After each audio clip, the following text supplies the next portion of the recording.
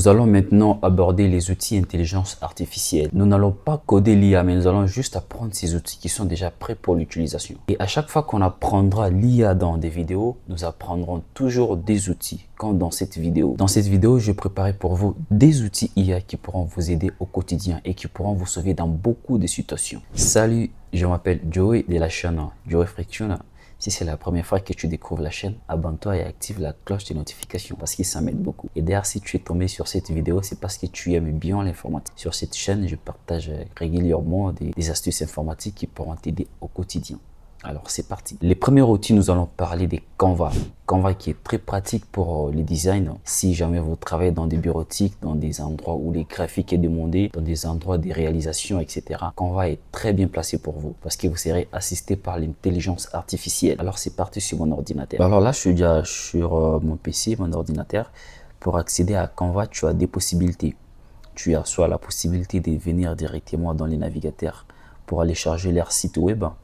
Une autre possibilité, c'est de télécharger leur application directement sur Google. Alors bon, moi ici, je vais utiliser la version qui est sur leur site web. Alors je vais taper Canva. Dès que je tape Canva, tu vas prendre les premiers liens qui s'affichent. Je mettrai bien sûr un autre lien dans la description. En fait, il y a deux versions des Canva. Il y a la version gratuite, il y a aussi la version payante. Moi, j'utilise la version Pro, c'est la version payante parce qu'il y a des fonctionnalités très avancées qui sont déjà incluses. Ne vous en faites pas si vous débutez avec la version gratuite, mais il y a toujours des choses qui sont aussi très avancées. Alors, pour commencer avec Canva, il va falloir créer un compte dessus. Moi, j'ai déjà un compte ici. Vous devez aussi venir créer un autre compte. Alors, Canva va vous présenter cette présentation-là dès que vous y êtes déjà dedans. Ici, ce sont les outils que vous pouvez créer. En fait, création des logos, des affiches, portraits ou un paysage, des documents, des tableaux, présentations, réseaux sociaux. Donc, tu as aussi la possibilité de créer des vidéos ou des photos qui seront uploadées sur les réseaux sociaux avec bien une dimension qui est déjà bien déterminée. Là-bas, tu peux créer des vidéos, tu peux créer des sites web, tu peux faire tout ce que tu veux ici sur Canva, tout ce qui cadre avec les graphiques. Bon, il y a d'autres choses qui ne sont pas ici, donc tu vas les chercher dans la barre de recherche. Alors, ici, ça, ce sont des choses que j'ai déjà créées avec Canva, des logos, etc. Alors, tu viens là-bas, tu vas chercher ce que tu veux créer. On va créer affiche musique. Voilà. Dès que tu tapes la recherche, musique. Tu tapes la recherche. Eh bien, on va te sortir beaucoup des exemplaires des templates qui sont déjà présents et disponibles. À toi de choisir un truc ici et puis aller modifier. Dès que tu vois à côté d'une présentation cette icône là de la couronne d'un roi, ça veut dire c'est une présentation qui est payante. Et quand il n'y a rien là, donc ça veut dire c'est gratuit. Alors, moi je peux prendre tout ce que je veux ici. Et je vais choisir un truc ici, rapidement, un truc très simple. Moi je prends cette présentation là, je clique dessus. Après cliquer dessus, je vais chercher à cliquer sur ces boutons, personnaliser ces modèles. Après, dès que le modèle est déjà chargé sur ton espace de travail, tu vas attendre une barre d'outils qui va s'afficher juste ici à gauche. Bon, dès que la barre d'outils est déjà présente, avec tous les éléments qui sont là, regarde ici juste en bas, tu as une zone de zoom, tu peux zoomer ton travail pour bien les visualiser de près. Alors, je vais me positionner là-bas. On va modifier les noms. Je vais mettre Joey. Après, là en bas, je mets des Joey Friction. Bon, regarde, juste là au-dessus, tu as d'autres outils, d'autres commandes qui te servent de mise en forme tes textes. En fait, je vais cliquer sur les noms. Je viens juste au bout pour étendre un peu la zone. Voilà. Je vais un peu dézoomer pour que je vois des près. Là-bas, je vais laisser ça. J'écris featuring Manjos. Voilà. Après ici, je peux mettre les lieux. ou le nom de l'endroit. J'écris là-bas Lubumbashi. Ici, je mets à 18h juste. Ici, j'aurai la possibilité d'écrire mon numéro 097 696 70 29. Là-bas, je précise l'adresse. J'écris Square Lubumbashi. Voilà. Très bien. Alors, je vais changer un peu cette photo-là. Je vais enlever cette image. Je vais mettre la mienne. Pour enlever l'image, tu cliques sur l'image. Je efface. Et je viens téléverser ici. J'ai déjà mes images qui sont déjà prêtes ici. Si toi tu n'en as pas, tu viens cliquer ici pour aller chercher sur ton ordinateur ou ton téléphone. Moi je vais prendre ça. Alors ça est là. J'ai déjà levé l'arrière-plan, il n'y en a plus. C'est dézoomé. Zoomer. Voilà. Je les laisse comme ça. Je dézoome un peu pour voir mon travail. Très bien. Alors je peux ajuster ces textes pour les centrer là. Celui-là aussi, je les mettrai ici. En fait, ici, il est question de créativité. Il faut être créatif pour faire une bonne présentation assez présentable. Après, voilà, je suis là-bas. Très bien. Alors, si tu continues à faire des créations, tu viens cliquer sur ajouter une page. On va te donner une page vide. Et tu vas mettre encore un autre template ici. Alors, bon, voilà. Alors, je viens de créer mon affiche là. Je vais maintenant créer un logo. Alors pour créer le logo, venez là-bas, cliquez sur logo ou vous pouvez chercher directement là-bas. Je vais cliquer sur logo.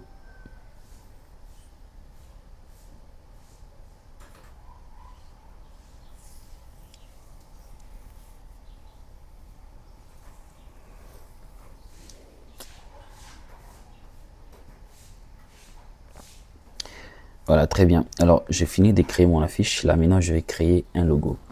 Là, tu as beaucoup de possibilités. Tu peux cliquer ici, tout comme tu peux aller cliquer ici. Dans la barre de recherche, je tape logo entreprise. Alors dès que tu termines ça, tu valides. Tu attends des résultats qui vont s'afficher. On va te donner pas mal de logos ici. Et bien voici 20 000 logos qui ont été générés par Canva. Ce sont des logos qui sont assez payants. Alors, à toi de choisir un truc ici. Dès que tu choisis, tu iras modifier sans problème. Alors, dans mon cas, je vais prendre un truc là. Et puis, je vais modifier. Alors, moi, je prends ça. Et bah, l'espace de travail va s'afficher. Je vais cliquer sur personnaliser ces modèles. Bah, par après, j'attends un peu, je patiente le chargement du modèle en question. Alors voici ces modèles. Je n'ai qu'à modifier ces modèles. Je clique là-bas. J'écris friction service par exemple. Voilà, c'est déjà un logo. Je peux déjà les publier. Alors pour changer un peu les fonds ainsi que les modèles, tu cliques sur le logo. Tu patientes. Alors quand tu cliques là, on va te sortir d'autres modèles qui sont relatifs à ce que tu es en train de faire. Après, tu peux venir ici pour personnaliser quand même, pour ne pas avoir les mêmes trucs, beaucoup de gens. Je viens cliquer sur style. Dès que tu vas cliquer sur style, tu vas voir un peu tout ça. À toi de choisir un bon style. Tu peux cliquer sur ces styles-là. Ça sort comme ça, c'est bizarre. Tu cliques là-bas. Ça sort comment? Ça te sort ça, c'est quand même bien passable. Tu cliques là-bas. Ça va te sortir ça, il faut attendre un peu les chargements. Tu cliques ça, etc. Donc tu peux essayer beaucoup de styles qui sont ici. Tu peux changer même la police de tes écrits et autres. Donc ça dépend. Alors dès que tu as fini de faire ton travail comme ça, il va falloir maintenant savoir comment les télécharger. Tu viens cliquer sur partage. Tu viens cliquer sur télécharger. Tu règles un peu la dimension. Moi souvent c'est ça. Tu attends que les boutons télécharger puissent se charger là-bas.